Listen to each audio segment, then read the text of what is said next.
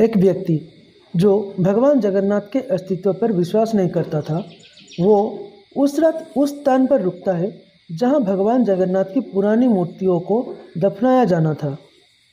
उसके बाद क्या हुआ, उसने क्या देखा और क्या ऐसा लिख लिया अपने डायरी पर कि आज भी अगर कोई उस डायरी को पढ़ता है तो उसके रोंगटे खड़े हो जाते हैं। आइए उस रात उसके साथ ऐसा क्या हुआ था, इसका रहस्य इस वीडियो में जानते हैं। जय जगन्नाथ व्यूअर्स, आप लोग देख रहे हैं नॉलेज एक्सपेंडर को। आप सभी शायद जानते ही होंगे कि भगवान जगन्नाथ मंदिर पुरी में हर 12 वर्ष में भगवान की प्रतिमाएं बदल दी जाती है और पुरानी प्रतिमाओं की जगह नई प्रतिमाएं स्थापित की जाती है। इस पूरी प्रक्रिया को नवकलेवर कहा जाता है। परंतु नवकलेवर के पश्चात उन पुरानी मूर्तियों का क्या होता है, क्या आप सब जानते हैं? अगर आप आज भी भगवान जगन्नाथ के नवकलेवर की अनुभूतियाँ सुनेंगे तो आपके रोंगटे खड़े हो जाएंगे।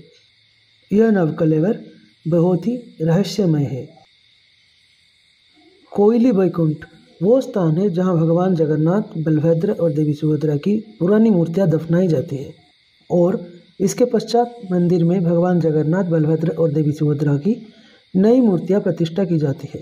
पुराने मूर्तियों से ब्रह्म पदार्थ निकालकर नई मूर्तियों में स्थापित की जाती है। भगवानों की पुरानी मूर्तियों को कोयली वैकुंठ तक लाने का दायित्व दैत्यापतियों का होता है। माना जाता है यही लोग भगवान जगन्नाथ की वंशज है, इसलिए भगवान की अंतिम संस्कार का दायित्व इन्हीं लोगों का होता है। नवकलेवर की प्रक्रिया पूरी तरह से गुप्त प्रक्रिया है। इस प्रक्रिया को दैत्यापतियों के अलावा कोई भी नहीं देख सकता है। ऐसा कहा जाता है कि यदि दैत्यापतियों के अलावा कोई भी इस प्रक्रिया को देख लेता है तो उसकी मृत्यु सुनिश्चित है। इसी पर आधारित एक सच्ची कहानी भी है। आइए जानते हैं इस कहानी के बारे में। ये कहानी है 1969 के नवकलेवर की। ओडिशा के खोर्धा जिले के कृष्णचंद्र रॉय ने कहा कि नवकलेवर प्रक्रिया और भगवान जगन्नाथ की मूर्तियों को दफनाना एक अंधविश्वास है। वो इसका प्रमाण भी देना चाहते थे, इसलिए वो उस नवकलेवर रात को अपनी कलम और डायरी के साथ मंदिर के अंदर छिप कर रुके रहे। जब दैत्यापतियों ने मूर्तियों को कोयली वैकुंठ ले जाने लगे तो उससे पहले कृष्णचंद्र ने एक पेड़ पर चढ़ गए और छिपकर पूरी प्रक्रिया देखने लगे। कुछ समय पश्चात दैत्यापतियों ने भगवान जगन्नाथ, भगवान बलभद्र जी, देवी सुभद्रा और भगवान सुदर्शन जी का पुरानी मूर्तियों का अंतिम संस्कार पूरा कर वहां से लौट आए। ये सारे प्रक्रिया कृष्णचंद्र पेड़ पर बैठकर देख रहे थे। हर तरफ अंधेरा और सन्नाटा था। अचानक उन्होंने सुना कि कुछ महिलाएं रो रही थी। उन्होंने अलग अलग रंगों की रोशनियां देखी। ये देखकर वो बहुत डर गए। उन्हें ऐसा लगने लगा कि मानो कोई छिपी हुई शक्तियां दुखी होकर रो रही हो। नवकलेवर की रात को पूरी शहर की पावर कट की जाती है। ऐसी मान्यता है कि इस नवकलेवर की रात को सभी देवी देवता अपने मंदिरों से निकलकर रोते हुए महाप्रभु के अंतिम दर्शन के लिए आते हैं। पूरी शहर की अनेक लोग इसे खुद महसूस भी किया है।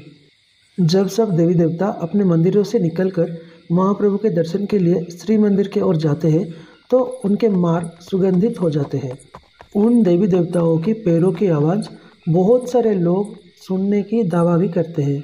वो सारे देवता कोयली वैकुंठ में जाकर भगवान जगन्नाथ, बलभद्र और देवी सुभद्रा को जहाँ पर पाताली किया जाता है वहाँ पर रोते हैं। अगर आप ये सोच रहे हैं कि ये पाताली का मतलब क्या है, तो मैं आपको बता दूं कि भगवान जगन्नाथ, भगवान बलभद्र, देवी सुभद्रा और प्रभु सुदर्शन को दफनाया जाने का प्रक्रिया को पाताली कहा जाता है। ये सारे घटना कृष्णचंद्र छिपकर पेड़ पर बैठे हुए देख रहे थे। परंतु अगले दिन सुबह उनके निर्जीव शरीर कोयली वैकुंठ से मिला। उन्होंने मरने से पहले अपने डायरी पर उस रात का पूरा अनुभव लिख लिया था। उनका वो डायरी उनके पार्थिव शरीर के पास मिला। अगर आज भी कोई उस डायरी को पढ़ेगा तो उसके रोंगटे खड़े हो जाएंगे। आज के लिए बस इतना ही है व्यूअर्स। ये कहानी सुनने के बाद आपको कैसा लगा, कृपया मुझे कमेंट बॉक्स में कमेंट कर ज़रूर बताएं। कृपया लाइक करें और यदि आप ऐसे और कहानियाँ देखना चाहते हैं तो कृपया इस चैनल को सब्सक्राइब करें। धन्यवाद। जय जगन्नाथ, जय भारत।